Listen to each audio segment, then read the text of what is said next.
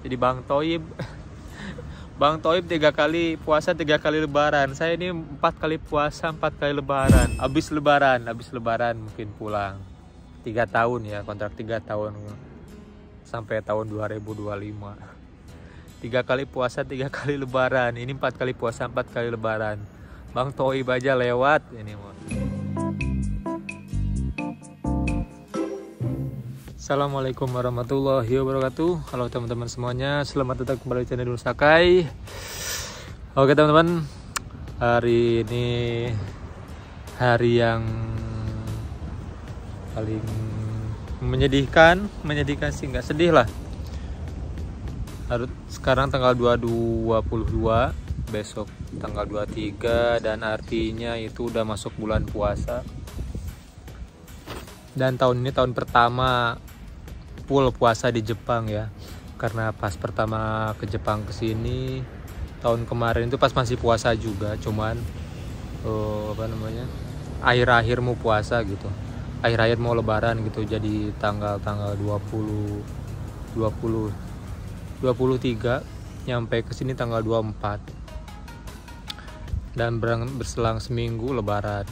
Tapi alhamdulillah kemarin lebaran masih bisa kumpul juga sama orang-orang Indonesia yang ada di Jepang. Cuman tahun ini nggak tahu nih bisa kumpul atau gimana sama orang-orang Jepang, soalnya teman-temannya pada jauh. Teman-temannya kebanyakan yang pada di Aichi, di daerah-daerah Aichi, di Nagoya. Kalau di Miyakeng sini ada sih kemarin dari satu LPK juga, cuman dia di daerah Inabe, jauh ya, lumayan lah jauh. Kalau misalkan sengaja kita ke sana mah jauh. Terus pelosok juga sama kayak di sini. Jadi ya mudah-mudahan lah bisa kumpul walaupun nggak sama keluarga, sama teman-teman juga. Terus ini puasa pertama full ya, jadi mungkin tahun lebaran tahun kedua di Jepang ya.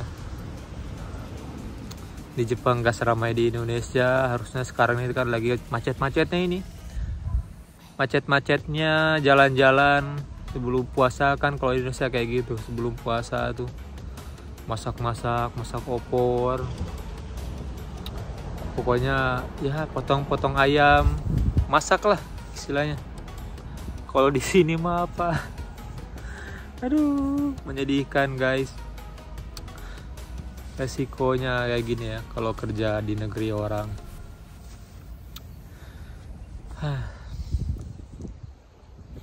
Jadi buat kalian, apakah sudah siap dengan keadaan seperti ini? Mungkin untuk daerah-daerah kota, mungkin di Aichi, di daerah Toyota, mungkin di Tokyo ataupun di Osaka, mungkin udah ada masjid yang besar gitu. Kalau di sini mah paling dekat itu daerah Suzuka atau daerah Su gitu. Itu juga masjidnya bukan masjid orang Indonesia, masjidnya masjid orang Pakistan. Masjid orang Pakistan, tapi kebanyakan yang Muslim pada sholat di situ, pada sholat bareng gitu. Ada yang deket mah, kalau sih kan jauh. Terus juga ya mungkin terawih, gimana mau terawih ya? Bisa sih, cuman ya terawihnya sendiri di rumah, gak bisa terawih berjamaah kayak gitu.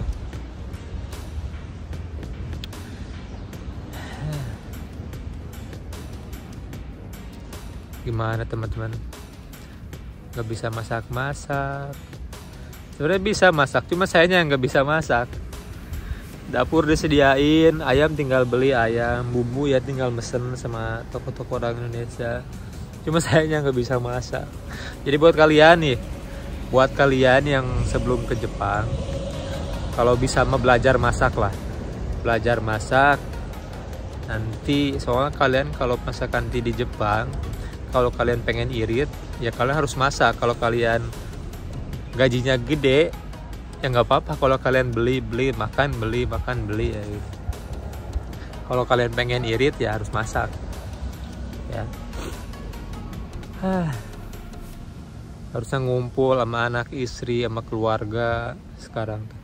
Tadi nelpon juga sebenarnya sedih gitu, nelpon barengan di WhatsApp, pengen gimana gitu, sedih rasanya. Gimana sih yang biasanya tiap tahun ngumpul bareng, ini sekarang jauh-jauhan, cuman bisa telepon-teleponan doang. Ya tapi gimana ya teman-teman, ya namanya juga hidup. Sebagai seorang lelaki dan sebagai seorang suami harus bisa menafkahi keluarganya. Kan bisa kerja di Indonesia? Ya bisa, cuman kalau ada kesempatan kesini ke Jepang ya kenapa enggak, kayak gitu loh. Ya keluh kesahnya puasa tahun ini, keluh kesah anak magang, ya kayak gitulah teman-teman. Resikonya kita sebagai pekerja migran jauh sama keluarga. Bisa nggak pulang dulu? Nggak bisa ya kalau magang, kecuali mungkin kalau engineering mungkin bisa ngambil cuti. Kemarin juga yang teman seapato, dia pulang ke Vietnam sampai sebulan itu cutinya. Mungkin udah lama nggak dipakai juga, sekalinya cuti langsung sebulan. Enak kayak gitu. Jadi buat kalian yang sekarang lagi belajar atau lagi kuliah di teknik ya, mau teknik mesin, teknik industri, teknik elektro, kalau misalkan kalian punya impian mau ke Jepang, jadi harus benar-benar dapatin ilmunya. Ya mungkin nanti pekerjaannya beda ya, beda sama itunya apa. Biasanya ada yang misalkan teknik industri datang ke sini cuman bagian pengelasan, tapi ada yang juga pegang mesin CNC kalau yang teknik mesin. Kalau yang teknik elektro ya minimal bisa AutoCAD atau CAMCAD kayak gitu ya, PLC. Karena kerjaan saya sebenarnya ini kerjaannya buat engineering. Kemarin pas Mensetsu tes yang pas tes saya itu, satunya bilang sebenarnya ini kerjaan buat engineering katanya. Tapi kerjaan buat engineering, tapi ya nggak apa-apa lah katanya. Mau nyobain buat magang dulu, buat pemagang. Ya kerjaan kita juga beda ya. Kalau engineering kan saya lihat juga yang orang Vietnam orang Vietnam itu kerjaannya ya depan laptop, depan komputer terus ya kayak gitu teman-teman.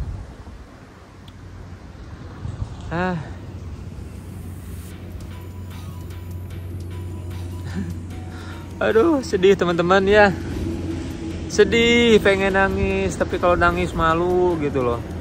Kalau nangis jadi gimana ya?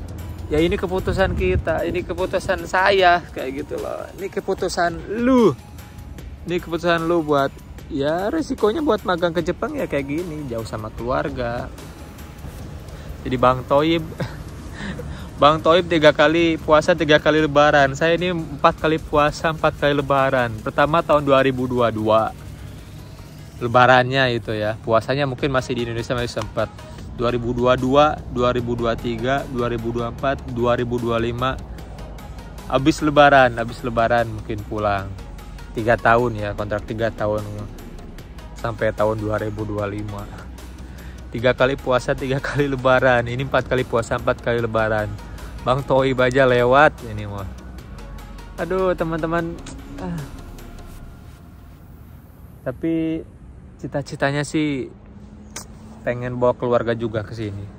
Pengen tinggal di Jepang. Makanya ini lagi nyari-nyari caranya bagaimana buat bisa lama di Jepang, biar bisa bawa keluarga di Jepang. Karena untuk saat ini visa undangan buat keluarga itu bagi yang udah keluarga mungkin undangan itu buat yang punya visa kerja di Jepang, kayak engineering kayak gitu, kayak yang udah nikah sama orang Jepang. Kalau nikah orang Jepang kan istilahnya udah bisa permanen lah di sini. Terus sama engineering, kalau engineering kan gampang, kita bisa undangan ke sini, undang keluarga kita ke sini, tapi yang ada di kakak ya, misalkan anak atau istri kayak gitu. Kalau orang tua kayaknya kalau undangan buat tinggal di sini nggak bisa kayaknya, cuman buat anak istri doang yang udah keluarga. Kalau yang belum berkeluarga mungkin orang tua masih bisa kayaknya, tapi untuk yang udah menikah anak istri doang gitu, jadi buat yang undangan buat tinggal di Jepang. Dan itu juga nggak bisa, misalkan kita punya anak 3 atau 4 misalkan, kira-kira gaji kita mencukupi nggak buat tinggal gaji kita sama buat biaya hidup kita di Jepang ya nih. Kalau misalkan itu tidak mencukupi, tidak bisa memadai kayak gitu, nggak bakal disetujuin kayak gitu.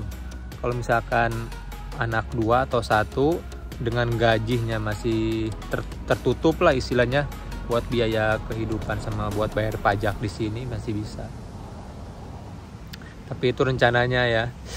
Ya rencana cuma rencana, Allah yang menentukan. Mudah-mudahan diberi jalannya teman-teman. Karena saya niatnya pengen tinggal lama di Jepang juga sih. Kenapa pilih Jepang? Adalah, ntar saya bikin videonya kenapa saya pengen tinggal di Jepang. Bukan hanya sekedar impian, tapi ya sesuatu yang belum bisa diungkapkan lah.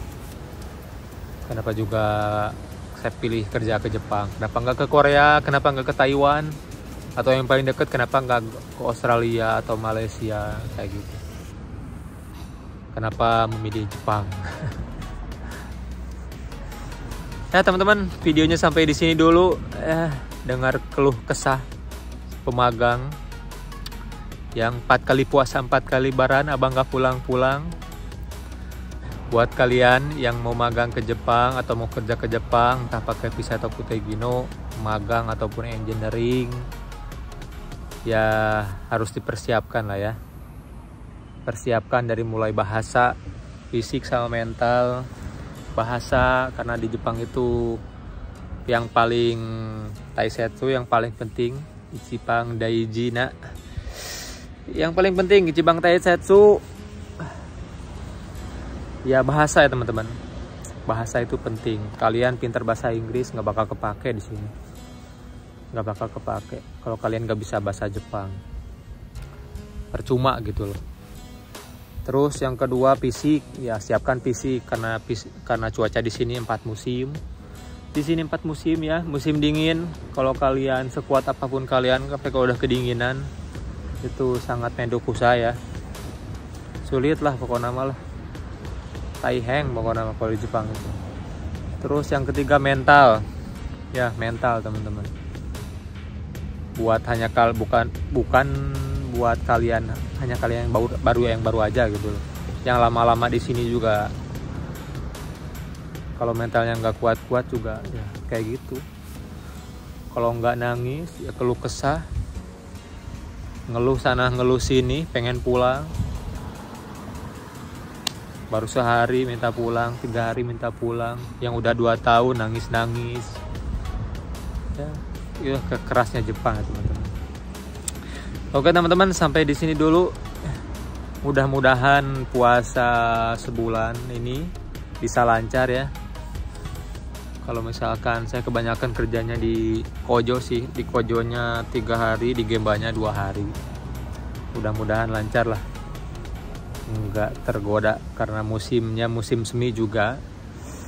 Jadi nggak terlalu panas, nggak terlalu dingin juga ya, masih cuaca Indonesia lah. Karena juga lagi cerah tuh, lagi cerah banget ini.